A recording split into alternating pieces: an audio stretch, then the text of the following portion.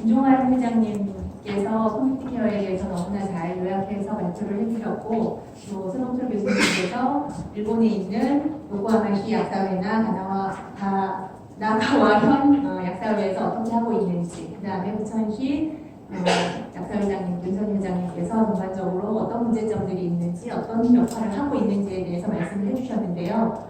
저희 성성모병원 가정간호에서는 18년 전부터 일을 해왔습니다. 물론 이제 가정간호 자체는 96년부터 저희가 가지고 했지만, 대한민국의 가정간호 사업이 시작된 게 어떻게 생각하면 커뮤니티 케어의 그 태동하고 비슷한 이유로 생성을 했습니다. 그런데 실질적으로 지금 조금 다른 거는 노인 인구가 그때보다 훨씬 많다는 거 외에는 비슷합니다. 1m 시범 사업을 거쳐서 2001년도에 저희가 이제 가정간호에 의료기관 가정간호가 제도권 하에서 실시를 했습니다.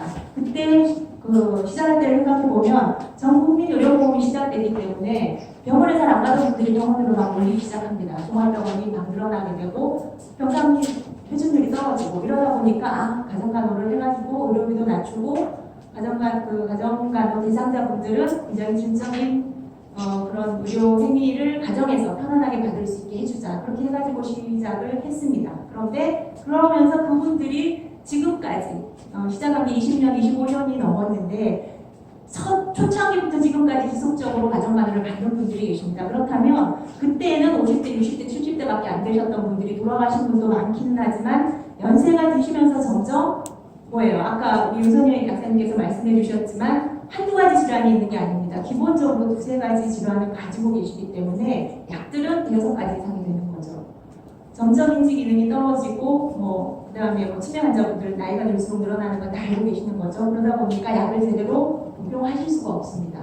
그래서 저희가 생각해낸 게 2001년도부터 저희는 무료 환자를 보기 시작했습니다. 96년부터 가정간호를 했지만 무료 환자를 안 볼 수가 없었습니다. 왜? 나라에서 그걸 안 해주니까요. 이제 죄송하지만 도시긴 하지만 국가에서 가정간호 대상자로 인정을 안 해줍니다. 복양지도를 한다든지 건강 관련해서 교육을 한다든지 정말 많이 필요합니다. 노인분들에게는. 그러나 인정을 안 해줍니다. 그래서 저희가 60% 서울성모병원에서 60% 이상의 환자분들을 돌보고 있어요. 무료로. 그러면서 그 중에 건강관리 교육이 물론 가장 많지만 그 이후로 차지하는 퍼센트가 복약지도입니다. 연간 가정간호 접수비로만 환산하면 국민건강보험에 청구도 못하고 그렇다고 본인들에게 본인부담료를 받을 수도 없습니다. 그거를 비용으로 환산해 봤더니 접수비 정도, 교육비는 아무것도 안 받고 접수비만 봐도 연간 17억, 18억 정도 됩니다. 그 정도로 무료 환자를 받고 있는데 부천시 약사회장님께서 발표해 주신 그런 내용들을 저희가 다 하고 있습니다. 일본에서 보시고 오셨던 손홍철 교수님께서 보시고 오셨던 그런 약달력이라든지 내용이 다 포함되어 있지만 그런 것들을 저희가 하지 않으면 이분들이 약을 다 안 드십니다. 버려지는 양이 너무나 많습니다. 그래서 그런 것들을 조금이라도 덜 버려지게 하고 약을 제대로 복용하실 수 있도록 하기 위해 가지고 가정간호사들이 정말 많이 뛰게 되는데 열악한 환경이 너무나 많습니다. 여기 부천시 약사회에서 대처를 하시지만 저는 서울에 살고 있고 서울에 굉장히 고급 아파트라고 할 수 있는 타워플레이스 밑에는 비가 오면 우산도 접지 못하는 정도로 좁은 골목길에 있는 공동 화장실을 쓰는 그런 동네도 많습니다. 그런데 찾아가가지고 복약지도를 하게 되는데 연세가 드신 분들이 많기 때문에 복약지도 하고 돌아서면 잊어버리십니다. 약달력 한 달치 해주셨다고 했는데 실은 현실적으로 보면 한 달치 해드리면 그거 제대로 못 챙겨 드십니다.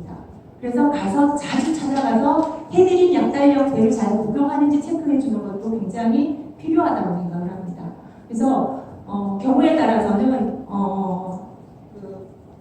부천시 약사회에서 하시는데 참여하신다고 그랬죠. 서동철 교수님 연구하실 때 참여하셨다고 그랬죠. 저는 참여가지고 부족하다고 생각합니다. 많이 부족합니다. 인지기능이 점점 떨어지기 때문에 교육을 하실 때 어떻게 하신다고 그랬죠? 약에 대한 교육뿐만이 아니라 생활 개선 어떻게 해야 되는지, 식이 개선 어떻게 해야 되는지, 운동 어떻게 해야 되는지 이런 교육도 하신다고 이제 맞습니다. 가정간호에서도 그런 것들을 같이 합니다. 같이 하지 않고 약만 개선해야 된다고 교육을 하신다면 그거 절대 제대로 복용을 못 하십니다. 그렇기 때문에 그분이 어떤 운동을 해야 되고 어떤 생활 개선을 해야 되고 이런 것들도 해야 되고 그 다음에 예를 들어가지고 혈당, 당뇨병을 오랫동안 앓는 분이라면 혈당을 어떻게 조절해야 되는지 체크를 해봐야지 아는 거잖아요. 약만 3번 드셔서 2번 드셔서 되는 게 아니거든요. 그렇기 때문에 혈당을 스스로 체크 체크할 수 있는 능력이 떨어질 수 있습니다. 연세가 점점 드실수록. 저희가 96년부터 하면서 지금까지 가정간호 대상인 분들이 100%는 아니지만 아주 소수이지만 10년 이상 20년 가까이 가정간호 받는 분들이 계시는데 처음에는 잘 알아들으셨겠죠? 시간이 지날수록 못 알아들으십니다. 그래서 반복적으로 해야 되는데 어떤 때는 줄이 2번도 갑니다. 3번까지는 갈 여력이 안 되기 때문에 아주 정말 힘든 분들은 2번도 가는데 아까 1대1 상담하신다고 말씀해 주셨는데 1대1 상담 가지고 안 됩니다.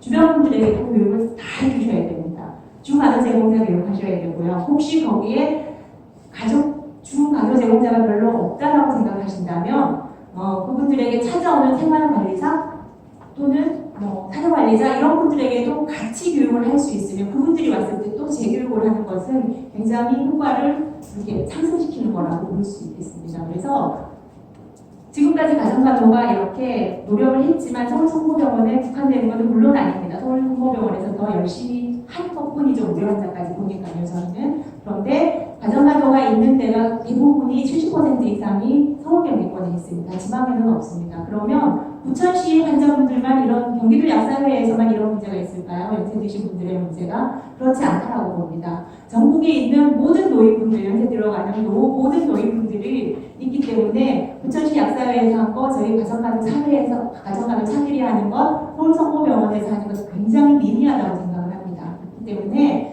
전국적으로 사례가 똑같은 사례일 것이기 때문에 확산이 되어야 되고 이제 커뮤니티 케어가 발족하면서 방문양료의 역할이 여기에서 대두되어야 된다고 생각을 합니다. 가정간호에서 서울성모병원 가정간호사들이 열심히 뛰었지만 너무나 미미합니다. 그 숫자는. 그리고 가정간호가 가정간호 본연의 업무를 해야죠. 일을 계속하면 되겠습니까? 그죠? 그래서 방문양료의 역할이 그만큼 크다라고 생각을 하고 버려지는 아까 나연 선생님께서 말씀하신 것처럼 버려지는 약의 90%를 줄일 수 있다라고 하니까 비용을 얼마나 절감할 수 있겠습니까? 그래서 비용도 줄이고 국가적으로는 개인적으로는 약을 잘 복용해가지고 병을 개선시키고 즉 증상을 개선시키는 역할을 할 수 있어야 된다고 생각을 하는데 약을 처방하는 의사부터 바뀌어져야 된다고 생각합니다. 저도 잘 못 챙겨 먹을 것 같아요. 약이 너무 복잡합니다. 식전 30분이야? 바로 식전이야? 식후 30분이야? 그 다음에 식후 2시간이야? 이거 어떻게 챙겨 먹습니까? 연세 드신 분들이. 그래서 처방할 때부터 약의 용량이 좀 조절되더라도 식후 30분 몰아주든지 식전이나 몰아주든지 물론 모든 약을 그렇게 할 수는 없겠지만 그래서 약은 처방하고 복용할 때까지 그게 연속선상이라고 생각하지 않으면 안 되리라고 생각을 하고 DUR 시스템 아까 많이 활용해야 된다고 말씀을 하셨는데 DUR 시스템 지금 많이 활용되지 않고 있습니다. 그러다 보니까 중복약을 못 걸러내는 겁니다. 그래서 의사는 처방하실 때 정말 단순하게 복용할 수 있도록 처방을 하고 DUR 시스템을 적극적으로 활용해야 되지 않을까. 대상자 중심의 생각을